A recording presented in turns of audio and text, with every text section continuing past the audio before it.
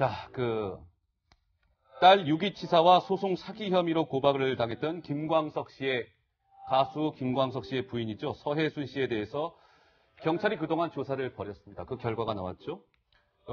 서혜순 씨는 잘못이 없다. 무혐의 결론을 내렸습니다. 저희가 오늘 이 뉴스를 짚으려고 하는 것은 김광석 씨의 단순 사건을 짚으려고 하는 것이 아닙니다. 정치권에서도 이 김광석 씨 문제와 관련해서 여러 가지 의혹을 제기했었고 근거 없는 의혹을 제기한 바 있습니다. 그런데 무혐의 결론이 났죠. 도대체 왜 이런 일이 반복되고 있는 것인지를 정치 데스크 시간에 집중적으로 한번 살펴보기 위해서 이 뉴스를 준비했습니다. 먼저 영상 한 편을 준비했는데요. 만나보시고 말씀 이어가 보도록 하겠습니다. 친구들 다 그냥 실수예요. 그냥 술 먹고 그냥 장난하다가 그렇게 된 거예요. 매달렸다기보다는 줄로 정거에 묶어서 어정쩡한 상태에서 더 이상은 할 수가 없죠. 이게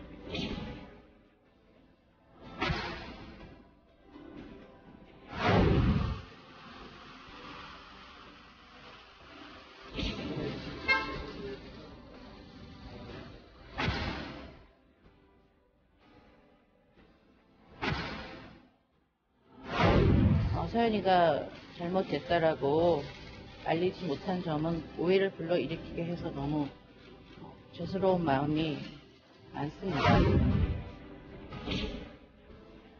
범죄 사실을 인정할 만한 증거 없음을 이유로 불기소 혐의 없음 의견으로 서울중앙지방검찰청에 사건을 송치하였습니다.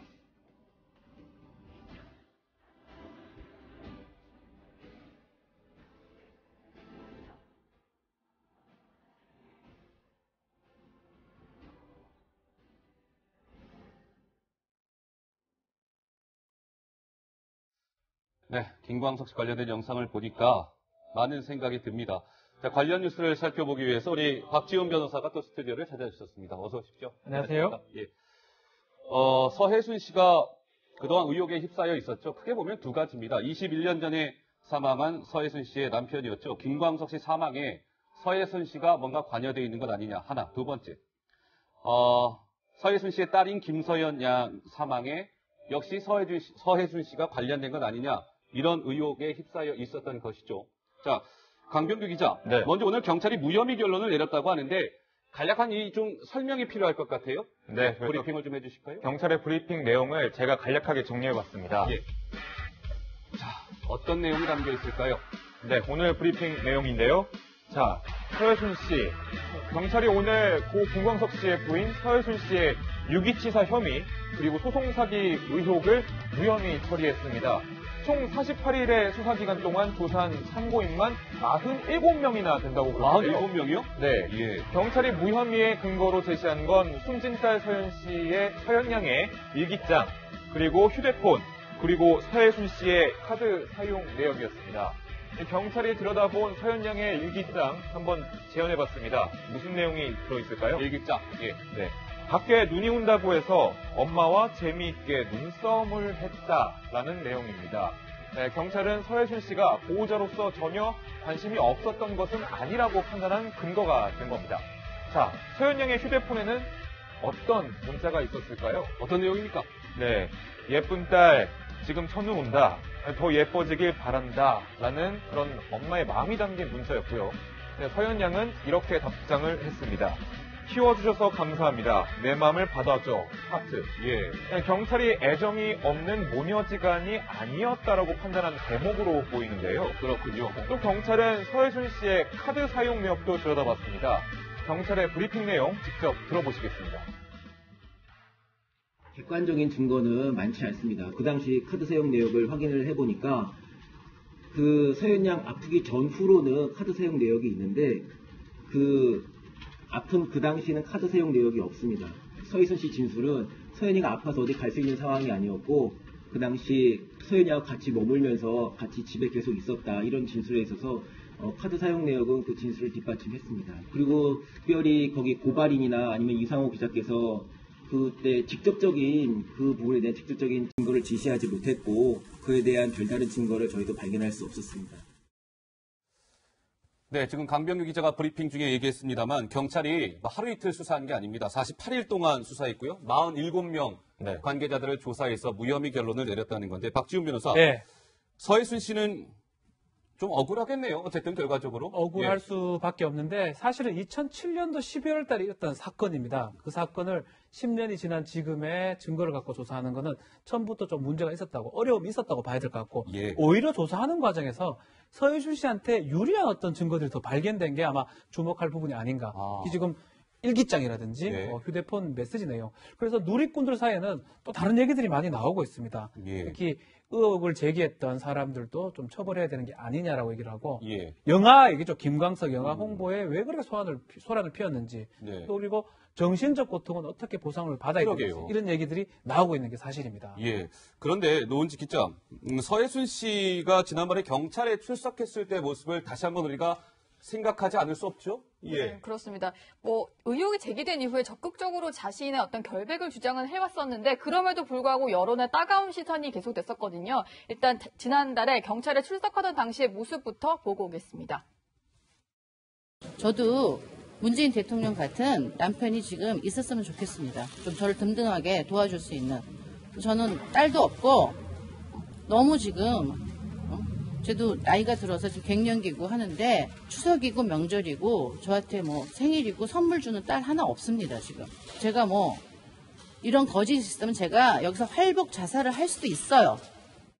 당시에 할복 자살도 할 수 있다 이렇게 강경한 입장을 보였었죠. 그러면서 예. 이제 문재인 대통령을 언급한 게 좀 눈길을 끌었었는데 자기에게는 이제 남편도 없고 그리고 딸, 자식도 없는 이런 처지다라고 하면서 자신의 결백을 주장하면서 뭔가 상당히 억울해지는 심정 이런 것들을 좀 강조한 그런 말이었습니다. 자, 그렇다면 시청자 여러분들 이 대목에서 궁금하실 것 같습니다. 경찰이 48일 동안 조사를 하게 된 것은 고 김광석 씨의 친형이죠. 김광복 씨가 서해순 씨를 고소 고발하면서 경찰이 수사를 하게 됐습니다. 강병규 기자. 네. 이 김광복 씨 입장이 나왔습니까? 뭐라고 하던가요? 예, 일단 요약하면은 무혐의라고 도덕성에 문제가 없었던 것은 아니다. 그리고 면죄부를 받은 것은 아니다. 이렇게 주장을 하고 있고요. 예. 그리고 또 약간 김광석 씨의 그 사망 사건, 김광석 씨의 딸의 그 사망 사건에 대해서 어떻게 물 한 잔 마시고 쿵 쓰러져 죽었는지 아직도 의문이다. 이렇게 의문을 아직까지도 제기를 하고 있습니다. 예. 처음에 이제 딸의 유기치사 의혹을 제기했던 이상호 기자 있잖아요. 이상호 기자. 네, 영화 김광석의 감독이기도 하죠. 진실은 침몰하지 않는다. 그리고 다만 느림 보일 뿐이다. 끝까지 취재하겠다. 아직 검찰 수사 결과가 남아있다. 이렇게 밝혔습니다. 네. 자, 말씀 중에 속보가 들어왔으니까 잠깐 짚고 넘어가죠.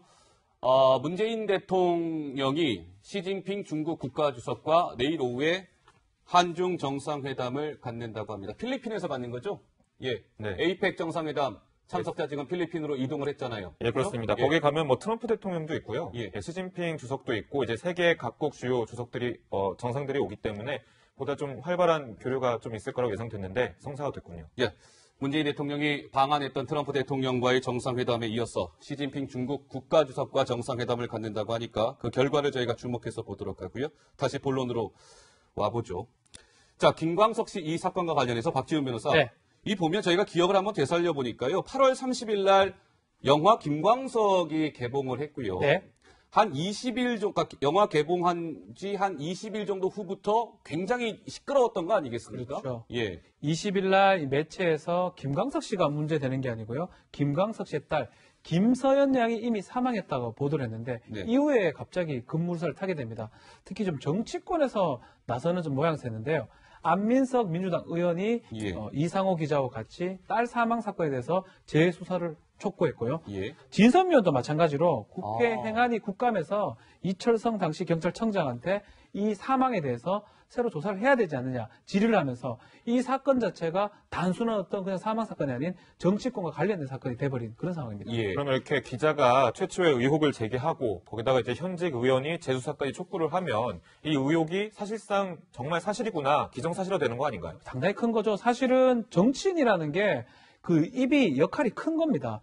사실 10년 전, 20년 전 그렇습니다. 사건에 대해서 새롭게 들여다보는 게 법적 근거 사실 없다고 봐야 되는데 네. 정치인이 이제 중간에 개입이 돼서 얘기를 하기 때문에 아마 수사기관에서 이렇게 수사 발표도 할 정도로 아마 친밀하게 48일간의 40명 이상의 조사를 한 것이 아닌가 이렇게 보입니다. 다시 한번 이 부분을 상기하고 가도록 하겠습니다. 김광석 씨의 이번 이 서해순 씨 무혐의 결론을 정치 데스크 시간에 그것도 시작하자마자 이 뉴스를 다루고 있는 이유는 뭔가 정치권에서 뭔가 이런 이슈가 불거졌을 때 정치권이 그 의혹을 더 부채질하는 측면이 있고요.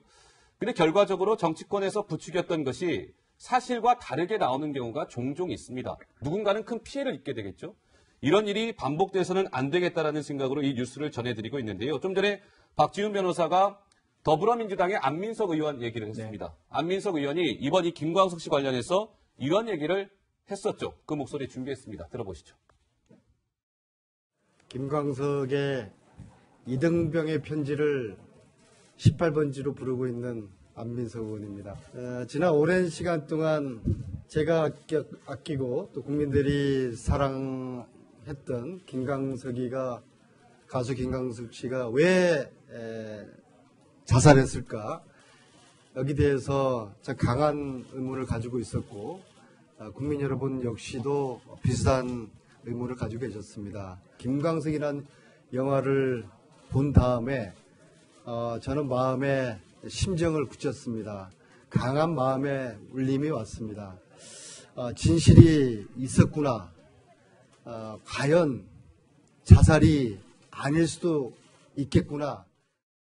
네, 안민석 의원은 자살이 아닐 수도 있겠구나라고 얘기했지만 자살인 것으로 확인이 재차 된 셈이죠. 이번 경찰 조사 결과를 보면. 그렇죠, 강병규 기자? 일단은 김광석 씨의 그런 자살 여부는 사실 이번에는 수사 대상은 아닙니다. 네. 왜냐하면 이미 공소시효가 만료됐기 때문에 그런 건데요. 네. 대신에 딸 그 서현 양에 대한 유기치사 혐의에 대해서 이번에 수사를 들어갔던 거고, 그래서 경찰이 이제 혐의가 없음 이렇게 종결을 한 건데, 예. 일단 근데 안민석 의원에게 이게 참 큰 악재가 될 수 있다는 생각이 좀 들더라고요. 그렇습니까? 왜냐하면 당장 이 서해순 씨가 안민석 의원을 상대로 이제 고소를 하겠다, 고소 고발하겠다라는 그런 뜻을 밝혔는데요. 안민석 의원에게 법적 책임을 묻겠다. 예, 이 변호인을 통해서 이런 얘기를 했습니다. 이제 박훈 변호사, 부러진 화살이라는 영화 그 변호했던 변호인인데요. 예. 이렇게 얘기를 했습니다. 다음 주 안에 사실 확인이 없이 부하 뇌동했던 국회의원이나 언론 등에 적절한 법적 조치를 취하겠다.